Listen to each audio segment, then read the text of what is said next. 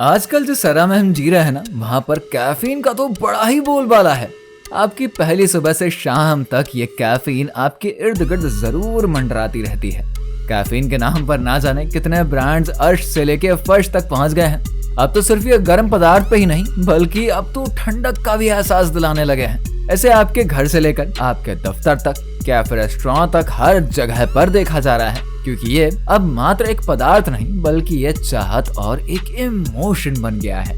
तो आज की वीडियो में हम ये जानेंगे कि ये जो पेय पदार्थ इतना मशहूर है, आखिर ये बनता कैसे, इसकी मेकिंग प्रोसेस कैसी रहती है, इसको कैसे एक्सट्रैक्ट किया जाता है और हम तक पहुंचाया जाता है। तो चलिए सबसे पहले हम चलते हैं कॉफी के फार्म पर। तो दोस्तों, कॉफी की यात्रा एक छोटे से बीज से शुरू होती है, यानी कि इन कॉफी के पौधों से। जब ये ग्रो होते हैं तो ज्यादातर ट्रॉपिकल कंट्रीज में ही होते हैं। ये पौधे आमतौर पर ब्राजील, कोलंबिया, वियतनाम और भारत जैसे देशों में ही पाए जाते हैं। कॉफी के पौधे कई ऊंचाइयों पर उगते हैं और इन्हें सही टेम्परेचर, क्लाइमेट और मिट्टी की भी जरूरत होती है। एक बार जब पौधे पूरी तरीके से विकसित हो जाते हैं, तब उनमें चेरी का ग्रोथ होता है। जब ये कॉफी चेरी पक जाती है, तब इन्हें वर्कर्स अपने हाथों से तोड़ते हैं और इसको स्टोर करते हैं। ये चेरी आमतौर पर हरे रंग की होती है और पकने पर लाल या पीले रंग की हो जाती है। हर चेरी के अंदर 2 बीन्स होते हैं। हार्वेस्टिंग के बाद चेरी को प्रोसेसिंग के लिए अब आगे भेज देते हैं। अब कॉफी बीन्स की प्रोसेसिंग मुख्य रूप से 2 तरीकों से करी जाती है, गीली प्रोसेस और सूखी प्रोसेस। गीली प्रोसेस में चेरी को पहले पानी में भिगोकर उसकी बाहरी परत को हटाया जाता है, फिर बीन्स को धोया और सुखाया जाता है। गीली प्रोसेस कॉफी को एक साफ और हल्का स्वाद देता है। सूखे प्रोसेस में चेरी को पूरी तरीके से सूखने के लिए उसको फैला दिया जाता है। जब चेरी पूरी तरीके से सूख जाती है तो बाहरी छिलका हटाया जाता है। सूखे प्रोसेस कॉफी को एक डीप और रिच फ्लेवर प्रदान करता है। अब इस प्लांट में प्रोसेसिंग के बाद कॉफी बीन्स को हस्किंग मशीन में डाल देते हैं, जो कि उनकी बाहरी छिलके को हटाता है, जिसमें कि उन्हें ग्रेडेड बेस्ड और साइज और क्वालिटी में बनाया जा सके। इसके बाद भुनाई एक की स्टेज है, जिसमें कि बीन्स को हाई टेम्परेचर पर भुना जाता है। ये प्रोसेस बीन्स का रंग, स्वाद और स्मेल को और भी अच्छा बना देते हैं।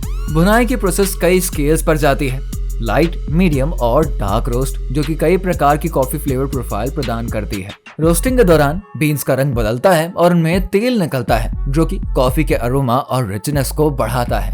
रोस्टिंग के बाद बीन्स को पीसा जाता है। पिसाई के प्रोसेस में कई ग्राइंडिंग चेन होते हैं, कोर्स, मीडियम और फाइन। ये ग्राइंडिंग आपकी कॉफी बनाने की विधि पर निर्भर करती है। एक एस्प्रेसो के लिए बहुत बारीक ग्राइंड की आवश्यकता होती है, जबकि ड्रिप कॉफी के लिए मीडियम ग्राइंड सबसे अच्छे होते हैं। तो इस तरीके से ग्राइंडिंग के बाद अब हम कॉफी को कलेक्ट करके सैंपल के लिए चेक होने के लिए भेजेंगे कि ये कॉफी हमारे उम्मीदों पर खरी उतर पा रही है या फिर नहीं।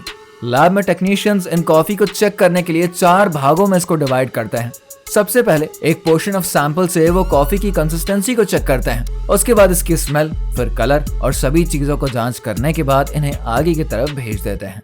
आपकी जानकारी के लिए बता दें, ये चारों पोर्शन ऑफ टेस्टिंग जब अप्रूव होंगी ना, तभी इनको आगे भेज पाएंगे। अगर इनमें कोई भी एक पोर्शन टेस्ट क्लियर नहीं कर पाता है, तो ये जो अभी कॉफी का पूरा बैच मैन्युफैक्चर हुआ है ना, उस बैच को रिजेक्ट कर दिया जाता है। अब चाहे ये कितनी ही बल्क क्वालिटी में हो, ये कॉफी बनाने के लिए तो यूज नहीं होगा ना, क्योंकि इसकी मेकिंग में ये चारों फैक्टर्स बहुत ही इंपॉर्टेंट होते हैं। हालांकि वेस्ट हुई कॉफी को खाद में इस्तेमाल कर लिया जाता है। तो लैब में टेक्नीशियन से अप्रूव होने के बाद इन्हें पैकेजिंग के लिए आगे भेज देते हैं, जो कि ब्रांडिंग का एक अहम हिस्सा है। वहाँ पर ये जो पैक हो रही हैं, ये कई क्वांटिटी और क्वालिटीज में करी जाती है, क्योंकि इसी प्रोसेस में इनका प्राइस भी तो डिवाइड होता है। ये सारा प्रोसेस होने के बाद इन्हें मार्केट में भेज दिया जाता है, जहाँ से हम और आप इन्हें खरीद कर सुबह शाम कॉफी पीने का ही तो मजा लेते हैं। तो दोस्तों, ये था कॉफी बनाने का प्रोसेस। आपको ये वीडियो कैसी लगी है कमेंट बॉक्स में जरूर बताइए। साथ ही हमारे चैनल को सब्सक्राइब करना मत भूलिएगा।